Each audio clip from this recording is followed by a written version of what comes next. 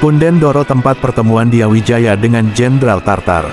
Setelah Prabu Jayakatong memberikan izin pada Diyawijaya beserta para pengikutnya untuk menuju hutan tarik yang dijanjikan untuk menjadi tempat tinggalnya dan sebagai tempat perburuan buat Prabu Jayakatong sekaligus tempat pertahanan buat kerajaan Daha, hutan tarik atau dalam serat Pararaton Pupuh 23 disebutkan dengan nama Alasing Wong Ingtrik, maka segeralah mereka meninggalkan Daha dengan menggunakan perahu menyusuri Sungai Brantas untuk menuju hutan tarik itu. Sementara di hutan tersebut telah beberapa pekan prajurit-prajurit Songenep telah tiba di sana untuk membuka hutan untuk membuat pemukiman baru secara diam-diam sesuai perintah Arya Wiraraja penguasa Songenep atau Madura.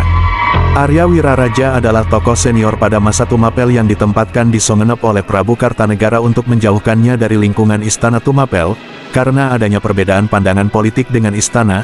Atas saran serta siasat Arya Wiraraja inilah akhirnya Diyawijaya berhasil membuka dan meneruskan kembali wilayah lama di delta Sungai Brantas sehingga singkat kata tempat itu dinamakan Majapahit. Tak lama kemudian terdengar berita kalau armada Tartar atau Mogol telah mendarat di Tuban dan sedang bergerak menuju Tumapan. Begitu orang-orang Tartar menyebut Tumapel, siasat berikutnya diterapkan oleh Arya Wiraraja yang dilakukan Diyawijaya, yaitu memanfaatkan ketidaktahuannya pasukan Tartar atas kondisi Jawa pasca runtuhnya Tumapel oleh kudeta gelang-gelang pimpinan Jayakatong yang berambisi ingin membangkitkan kerajaan leluhurnya yaitu Kerajaan Daha.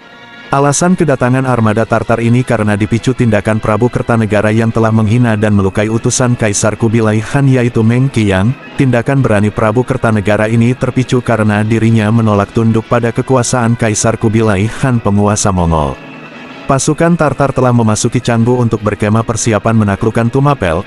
Pasukan besar itu sebagian besar telah berkemah di sekitar Canggu dan sebagian lagi masih berlalu lalang di Sungai Brantas. Saat itulah Diyawijaya ditemani Lembu Sora sudah berada di suatu tempat di selatan Canggu untuk bertemu para pimpinan pasukan Tartar untuk bertemu membicarakan kondisi Tumapel yang jatuh di tangan Prabu Jayakatong, juga rencana-rencana lainnya terutama tentang penyerahan Tumapel kepada Tartar, tetapi hal itu tidak bisa dilakukan sekarang karena Tumapel telah dikuasai Jayakatong.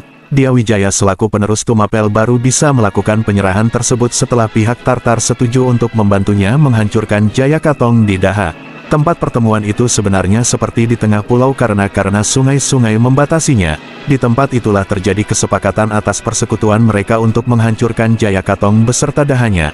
Dari tempat itulah Diyawijaya membocorkan kondisi kota Daha dan segala kelebihan dan kekurangannya.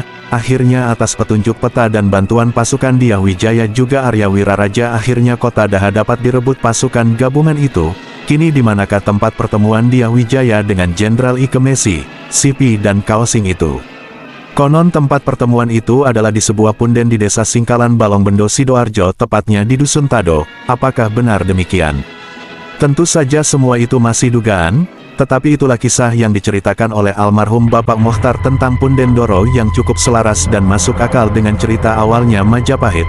Juga tempat itu sangat dekat dengan Canggu, sebuah tempat yang sudah dibangun oleh Prabu Wisnuwardana pada era Tumapel yang merupakan ayahanda dari Prabu Kartanegara, Raja Tumapel terbesar dan terakhir. Agus Subandrio.